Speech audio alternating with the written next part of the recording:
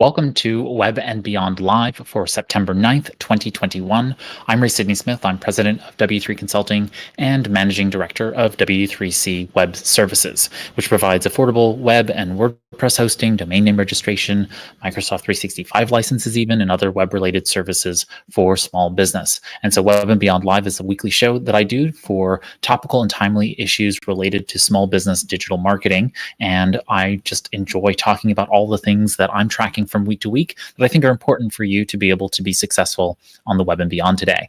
And so if you're joining me here live, welcome everybody. We're doing this a little bit later in the week than we normally do because of the US Labor Day holiday. And so if you're watching the replay, feel free to leave questions in the comments, or you can message me on Twitter or elsewhere. And I'm happy to answer questions as we make our way along in the conversation. Today we have a whole bunch of fun, interesting stories mixed together, quite a bit of I think Microsoft heavy topic, but that's okay. And but we'll get through this just fine. So let me bring up my screen here, and let's get started with kind of following up on a story we covered back in June. In June, the country of El Salvador, actually the president of El Salvador, Bukele, announced that he was going to be transitioning to legal tender, basically transitioning the legal tender to Bitcoin for the country. And you can see here, we talked about it then on June, I guess, 14th or so.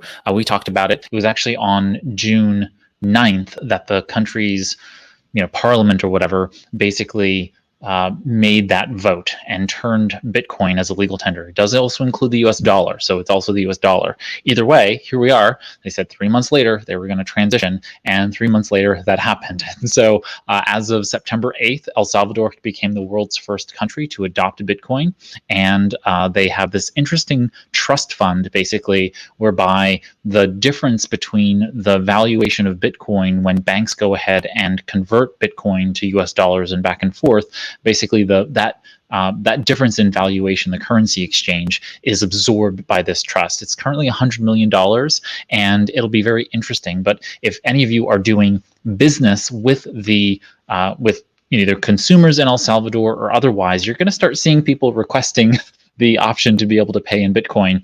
So just beware. I think this is an interesting first and something that we should pay attention to as we make our way forward in the world of cryptocurrency. We're going to see more and more countries start to dabble in this way with cryptocurrencies. I think El Salvador made a very big push here with just taking over the entire country's currency with Bitcoin here. Again, like I said, it's with the US dollar, so there's some level of stability there. But Bitcoin obviously is highly volatile, and so transacting in Bitcoin, I think, is going to be very difficult. They did have, as they called it, a bumpy first day, but you were able to go to stores and purchase utilizing Bitcoin. So they're showing that it can work.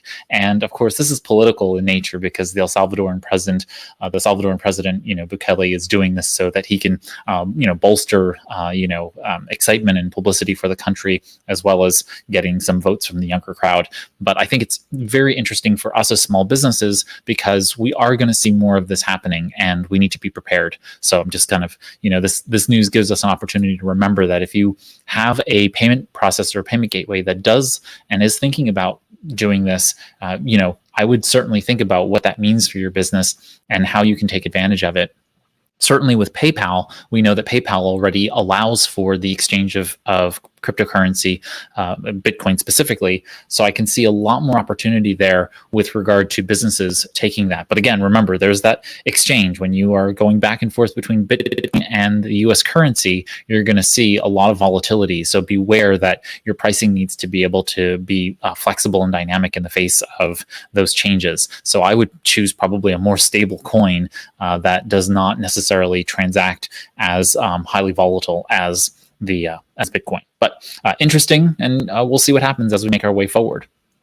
All right, on to some kind of news of the web. As you know, we're a WordPress host, so we host a lot of WordPress websites, and the company that kind of manages the WordPress.org website web project, the CMS project, they also own a whole bunch of other companies. They've been recently on a buying spree, and they have continued that buying spree recently with two more particular purchases. First up is Frontity. So I think this is really interesting for us to think about when it comes to businesses that are running either on WordPress or are thinking about launching a website.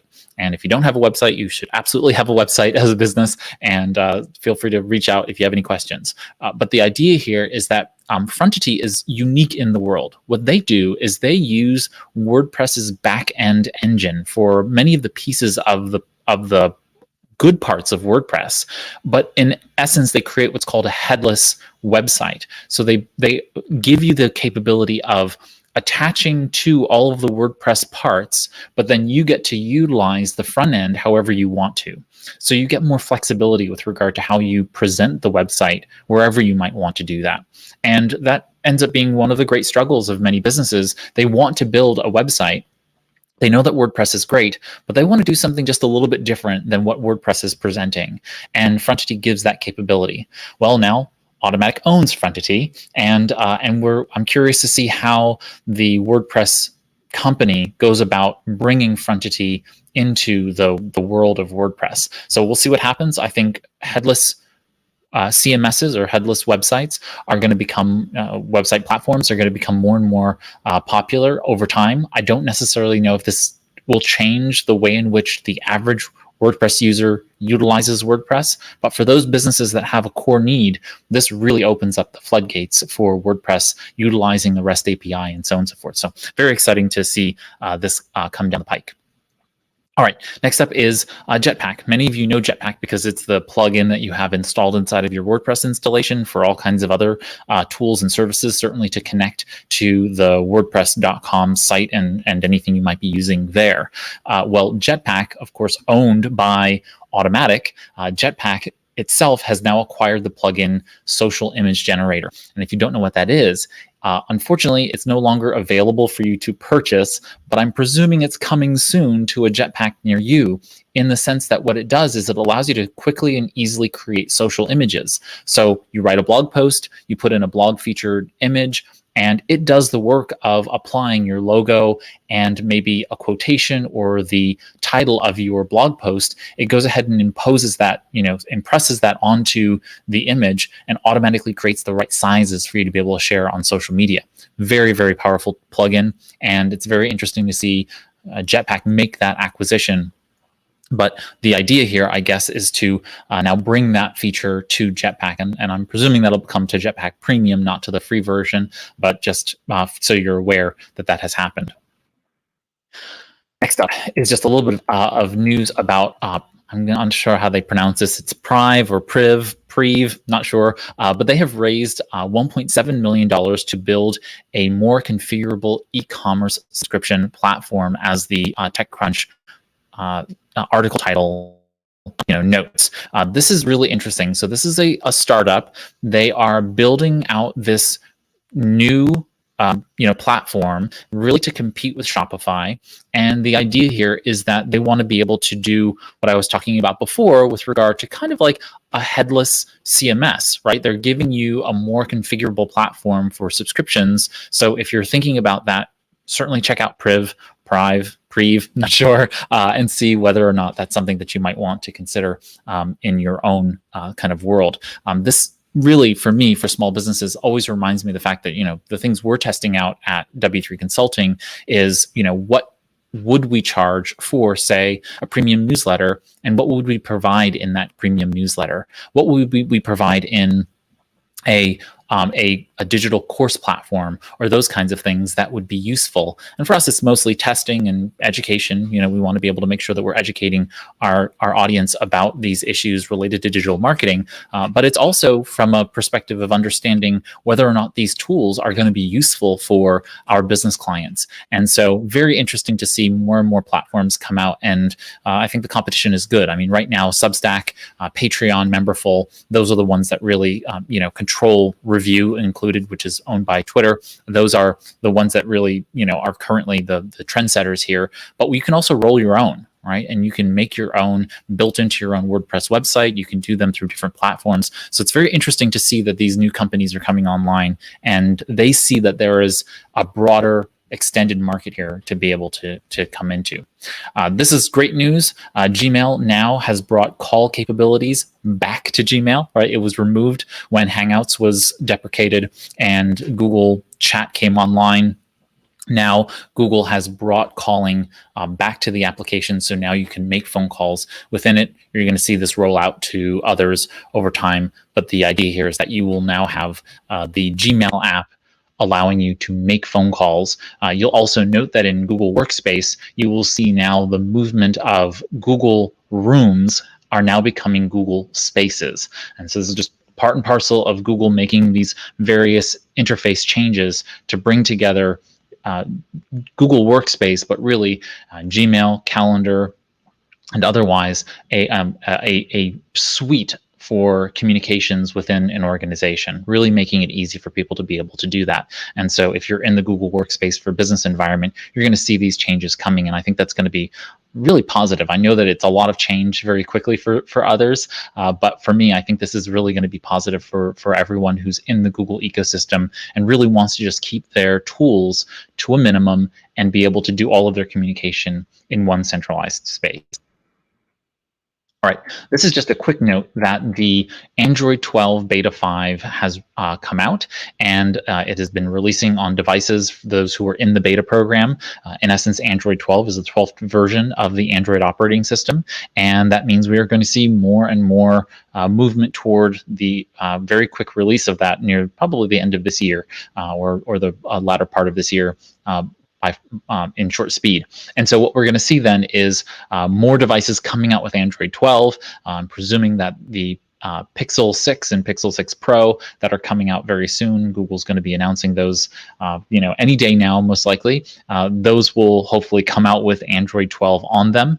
And so very excited to see all the various options. One of the great things that's coming on to Android 12 is this new device search. Now, this is something that's been available in a lot of other app launchers, but in the new Pixel launcher app on Android 12, you're going to be able to search the entire device, meaning local files, local images, other things that are just inside and embedded within the operating system that you otherwise weren't able to surface without actually going into a specific application and searching for those things. So I think that's going to be really good for productivity in that sense. But just be mindful of the fact that we do have this latest version of Android coming out, and that means across the board, you should really be looking to make sure you update your devices if it's possible to get them to the latest versions. Again, this is just about security and making sure you have the best security possible for your business.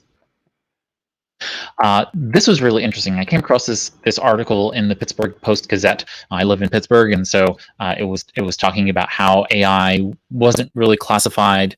That Pittsburgh wasn't really classified as an early adopter in this particular Brookings Institution's report. But more important to me than that was this chart that they put up, and this chart was about the metro areas that are really doing a lot of work in the world of AI and commercializing AI.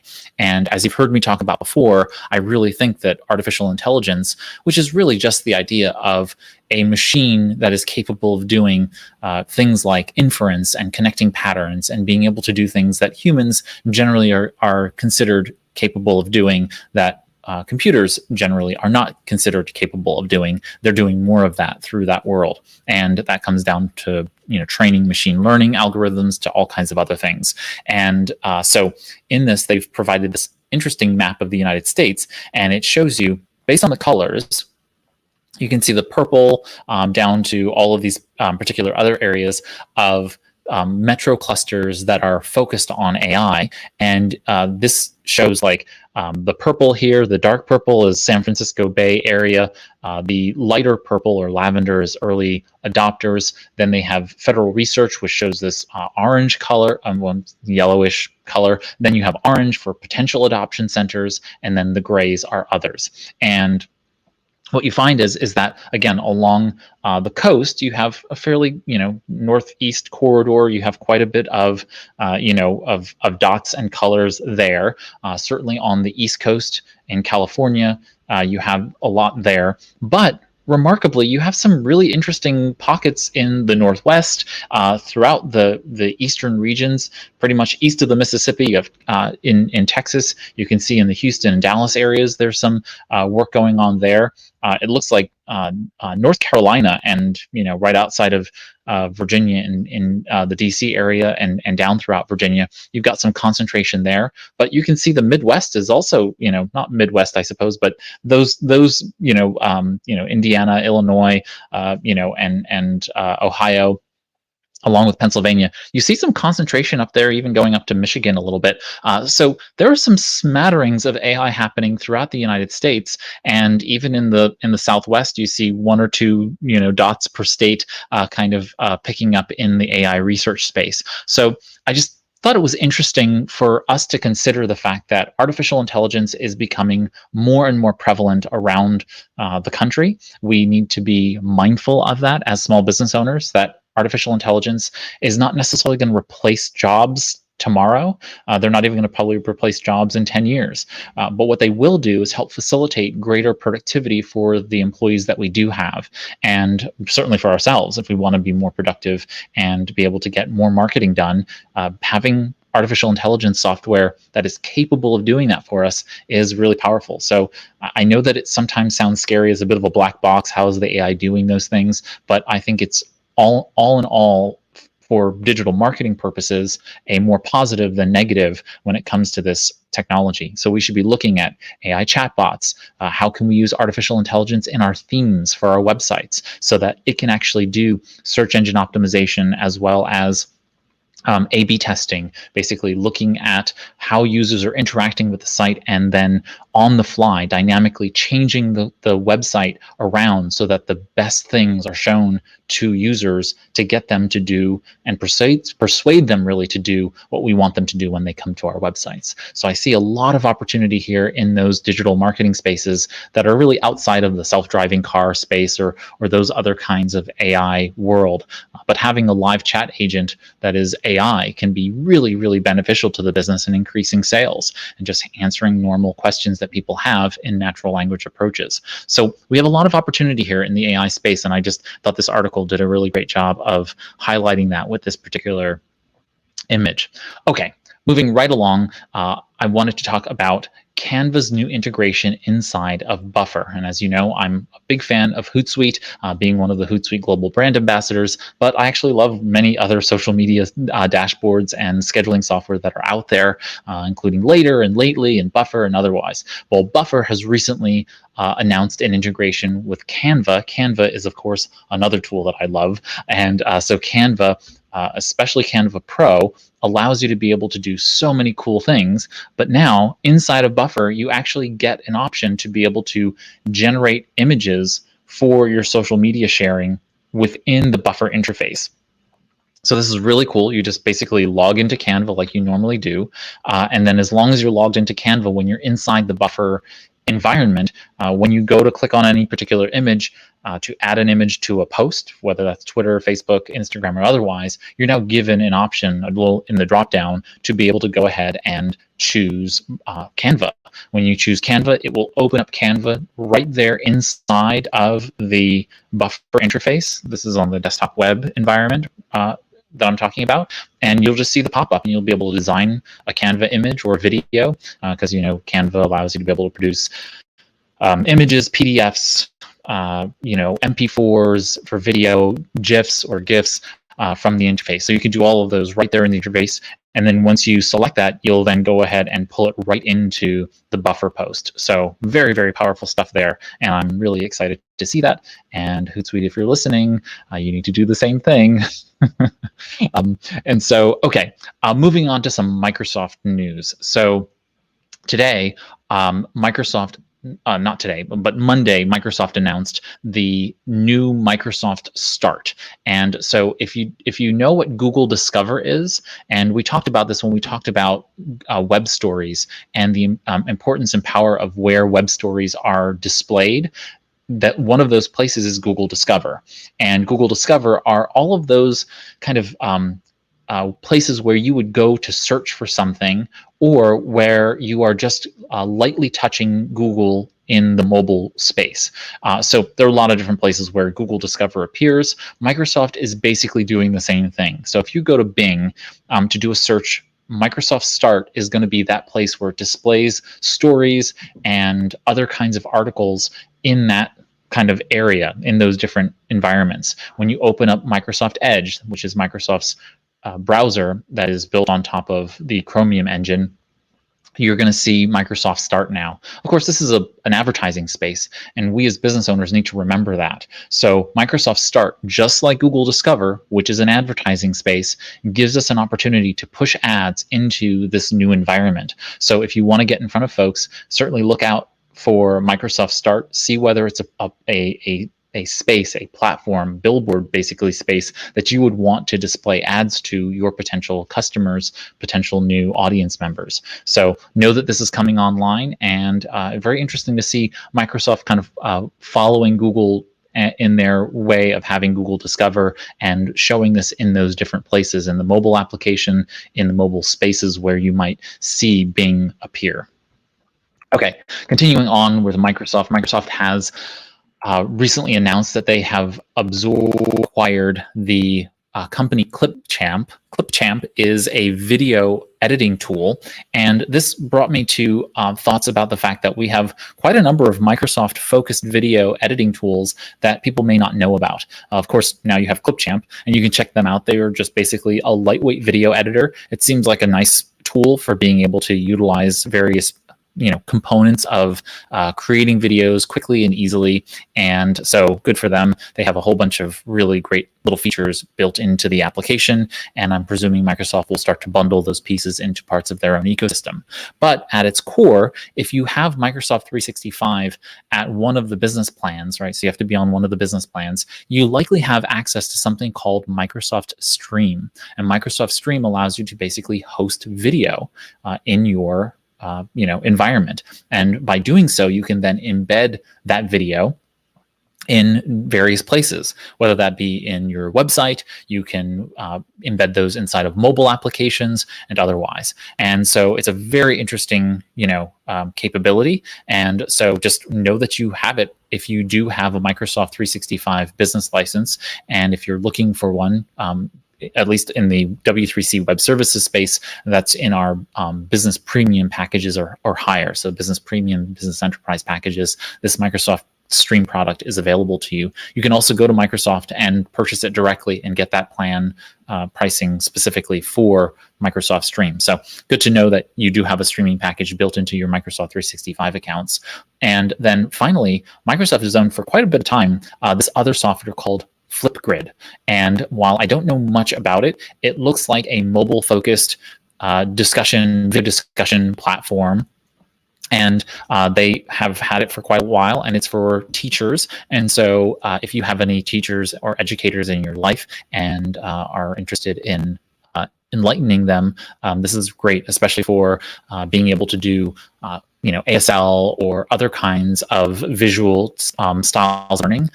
This is it looks like a great tool for being able to do that. And so Flipgrid is out there and owned by Microsoft. I can tell from, if you scroll to the bottom there, you can see that it's a Microsoft product, and Microsoft does own it. So very interesting to see Microsoft really doing both acquisition and building out its video products in the back end for folks. So good to see all of those pieces coming out of Microsoft. On a little bit of a gripe around Microsoft, Microsoft has been, at least on Windows 10 and later, been doing this weird thing where, various places you click on a link and it launches an instance of Microsoft Edge. Of course, I'm a Google Chrome user and happily going to stay in Google Chrome. And they, of course, are trying to bring popularity, or at least, notability to the Microsoft Edge browser. What this little application does, and there's a link in the video description for you or wherever we place the notes, but a link to this application, it's just a little free application called Edge Deflector. And so when it launches Edge, when it tries to force Edge to open, it just basically blocks it and sends you to the correct browser. So I really like this application, and it's just a little free installation. And so, yeah, if you are having the same problem I have, which is you click on something and Edge is opening when really you want Chrome or whatever your default browser is, Edge Deflector is a good tool for that. Okay, I wanted to close out our discussion today talking about Google star ratings. So I came across this article on Search Engine Journal, and it covers all of the various star ratings that can be had on Google.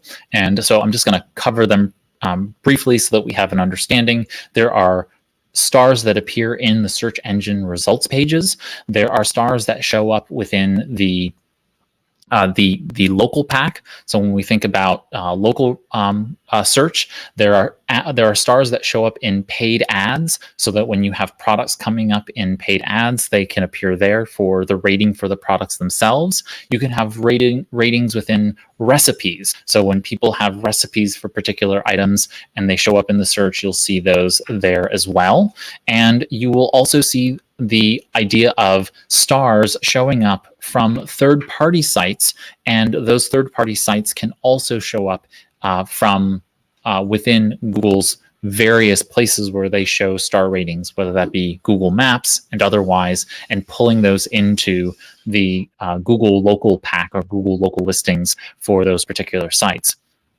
You'll see them in the app stores, right? Apps themselves are star rated, and so you will see those Google stars there for ratings of the apps, and they'll show both in Google search engine results pages or the SERPs, or you will see them when you go to Google Play to see them within those app stores as well.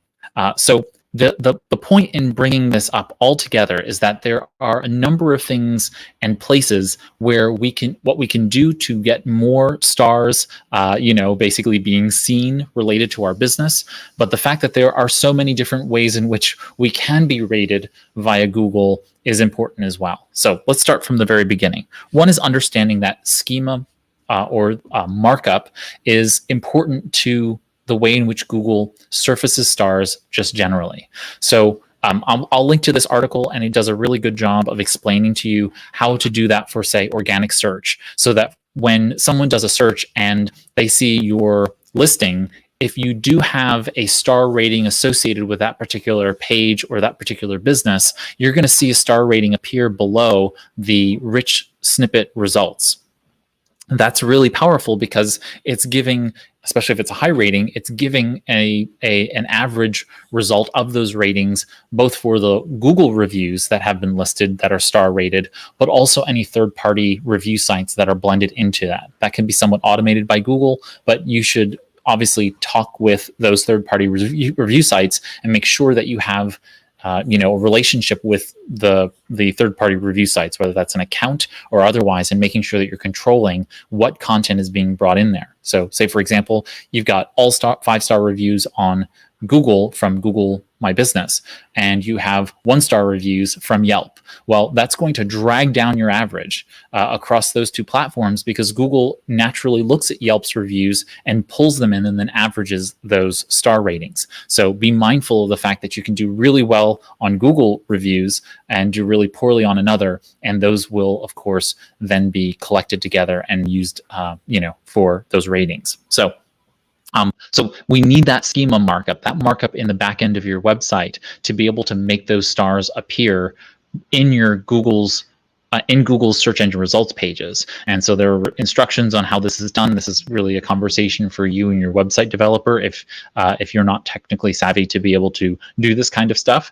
And some websites do it for you, are capable of installing plugins like WordPress. You can install plugins that do this, and so you don't need a developer necessarily to do that kind of thing.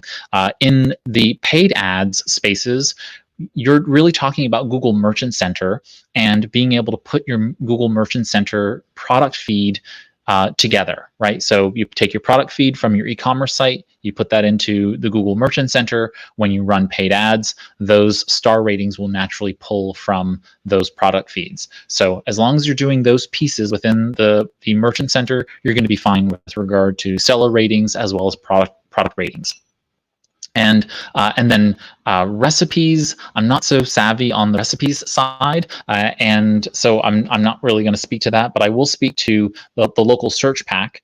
And so the local pack, which is really the small set of items that show up when you do a Google review for a local business, those are places where star ratings will appear. Now, again, this is mostly about making sure that you are prompting customers to leave reviews. That is sending emails after the fact, even having a QR code at your retail counter where people can scan and immediately go ahead and leave a review while they're standing there. You give them your coffee for the morning, they can immediately scan the code and leave a review. Those kinds of things prompt faster acquisition of those ratings, and usually better ratings, right? If they're standing right in front of you, they're likelier to give you a 5-star rating than when they walk out the store and grumble a little bit. So make sure that you are paying attention to those. Of course, as I said before, there's also the third-party review site perspective. So if you're a business that is, say, service business or a SaaS business or those kinds of things, you're going to see across a wide variety of other websites like Trustpilot, G2, Capterra, otherwise, that are culling together those star ratings and pulling them in, and Google automatically pulls those star ratings into their system for being able to aggregate within the Google stars that are presented on either the local pack or on your organic search results, page results that they're displaying. So just be mindful of it. I mean, it's not something that you can necessarily control altogether, except to go to those third-party review sites and talk to them if for some reason you do have a discrepancy with them, and figure out what you need to do there.